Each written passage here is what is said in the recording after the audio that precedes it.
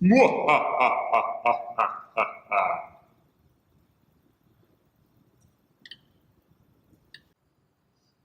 name is Marbury, and here is my story. October 31st, last year, I just moved to the neighborhood from Tabala. That day, a neighbor came over and knocked on my door. I answered. "Hey, we're doing this thing tonight. Come on by," he says. He hands me a flyer. Something, haunted house. What? I asked. Haunted house. What's that? He says, "Oh, we do it every year for Halloween. We set up a house in our backyard. You go in, there's all sorts of spooky and frightening things inside." My head is spinning. Halloween? Spooky? Frightening? I don't know, but I'm new here, and who am I to say no? Later that night, around 8, I walk over to the house a few doors down, and it's a madhouse. So many people, costumes, candy, pumpkins aglow with little carvings. And why? In the background is a big structure, a cathedral, all black, with PVC pipes and tarps.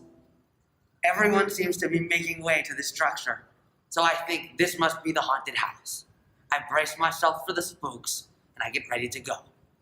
But then, out of the corner of my eye, I see over there a sign just in between the lawn and the street. Ticket booth, it says. So I wonder, do I need to check in or something? I walk over. I look, no one's there. I look behind. A dead body. Or so I thought. I later found out that it was a prop, a decoration, but it was oozing blood and I thought it was real. So I was spooked out of my skin. I turned into a skeleton, and I haven't been the same since. I got rushed to the hospital. The doctors looked at me, but there was nothing they could do. I am stuck this way. So what do I do? Sue my neighbor, of course. He invited me to the house, and I didn't sign a waiver. Sure, I expected to be scared inside, but not before the whole thing started. So I sued, and here is the story of that lawsuit. Your Honor, the facts of this case clearly show that the defendant is to be held liable for the severe injuries sustained by my client when he was scared out of his skin before entering the haunted house. The big question that must be addressed in this case is what is the cause of human behavior? Was my client bald or was he stiff? It is obvious that my client was merely a ball in this situation, that he was being influenced by forces outside of his control that led him to the place of the incident. The defendant is clearly liable for the tort of negligence. The defendant owed a duty to my client by inviting him to his property. The defendant failed to take due care in ensuring the safety of my client, thereby breaching this duty. And this breach was the proximate cause of my client's injuries, and it is clear that my client has actually suffered severe injuries. Moreover, this defendant was clearly acting according to his own preferences when he decided to take these actions, and he applied his own will in taking them. He was a stiff. It cannot be said that my client implied consent by assuming the risks in entering the haunted house, and therefore that he is not responsible for his injuries. It cannot be a defense by the defendant that my client was aware of the social norms of Halloween and thus assumed the risk when he approached the haunted house. My client is a foreigner and is not aware of the social environment that comes along with Halloween.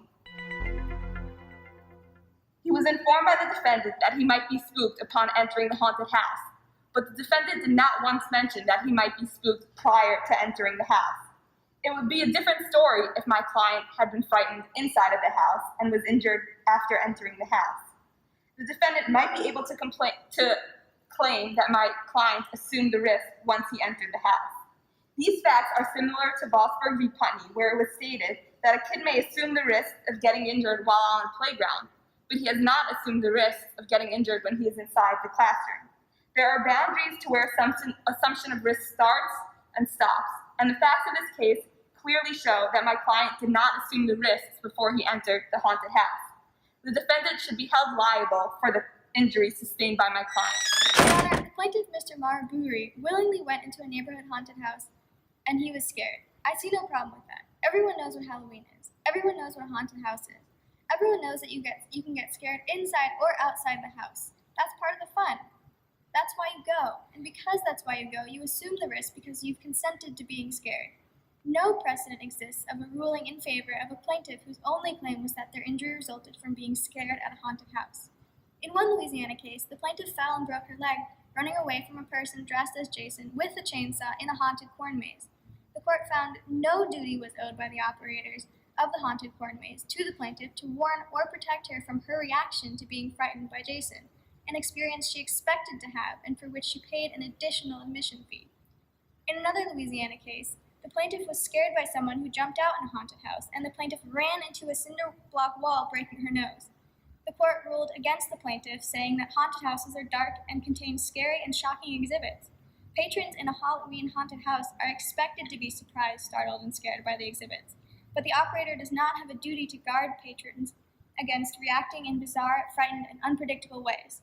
Operators are duty-bound to protect patrons only from unreasonably dangerous conditions, not from every conceivable danger. The plaintiffs tried to argue that this accident happened outside of the haunted house. However, case precedent is clear on that matter as well. In yet another case from Louisiana and a case from California as well, the respective plaintiffs had just come out of the haunted house when a chainsaw-wielding employee jumped out. Both sustained injuries as a result of tripping while running away. One of the courts reasoned that the very purpose of a haunted house is to frighten patrons. That's what the plaintiff got when they paid for this experience.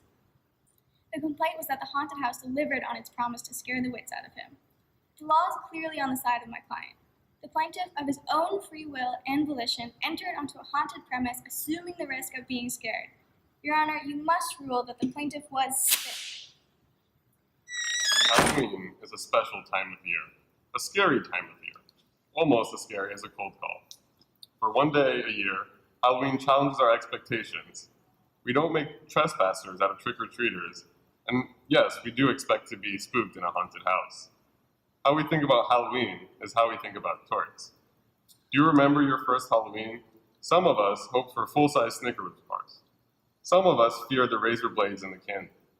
Plaintiff is from far off Tabalara. He expected neither. We might see the defendant as just being a friendly neighbor, but he still had a duty. And while humans may not get all the protections they deserve on Tabalara, I'd like to think that we and this courtroom are different. I rule for the plaintiff.